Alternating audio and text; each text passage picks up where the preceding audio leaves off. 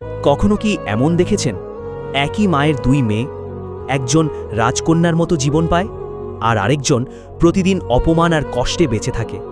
কিন্তু যখন ভাগ্য নিজেই বিচার করে তখন ধনীও কাঁদে আর গরিব হয় সম্মানের মালিক। আজকের গল্পটা আপনার হৃদয়ে নাড়া দেবে। একটি ছোট গ্রামে থাকত দুই বোন, সাবিনা আর মেহেরিন।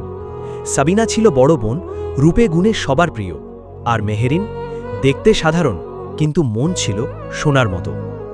সময়ের সাথে তাদের বিয়ে ঠিক হলো। সাবিনার বিয়ে হলো এক ধনী পরিবারের ছেলের সাথে। বড় বাড়ি, গাড়ি, চাকর বাকর সবকিছুই ছিল সেখানে। আর মেহেরিনের বিয়ে হলো এক গরিব পরিবারের ছেলের সাথে, যেখানে ঠিকমতো দুবেলা খাবারও জুটত না। দুই বোনের জীবনের পার্থক্য। বিয়ের পর সাবিনা যেন রাজরানী। শ্বশুরবাড়িতে তার আলাদা ঘর, দামি কাপড়, সবার সম্মান। কিন্তু সেই সম্মানের ভিতরে ছিল অহংকার। সে ধীরে ধীরে ভুলে গেল তার নিজের বোন মেহেরিনকেও। ওদিকে মেহেরিন ভোরে উঠে রান্না করে, পানি আনে, ঘরের সব কাজ করে। তবুও শাশুড়ির মুখে একটাই কথা, তুই কিছুই ঠিকমতো করতে পারিস না, তোকে দিয়ে কিছু হবে না, কেন যে আমার ছেলে তোকে বিয়ে করল? তবুও মেহেরিন চুপ করে সহ্য করত, কারণ সে বিশ্বাস করত আল্লাহ সব দেখছেন। একদিন ঈদের সময় মেহেরিন ভাবল, আজ আপার বাড়িতে গিয়ে দেখা করি। সে পুরনো কাপড় পরে একটু মিষ্টি নিয়ে সাবিনার বাড়িতে গেল। কিন্তু দরজায় গিয়ে সাবিনা তাকে দেখে বলল, তুই এই কাপড়ে আমার বাসায় আসছিস? লোকজন দেখলে কি বলবে? মেহেরিন মাথা নিচু করে বলল, আমি শুধু তোমাকে দেখতে এসেছি আপা। কিন্তু সাবিনা মুখের উপর দরজা বন্ধ করে দিল। সেই দরজার সামনে দাঁড়িয়ে মেহেরিনের চোখ থেকে শুধু পানি পড়ছিল।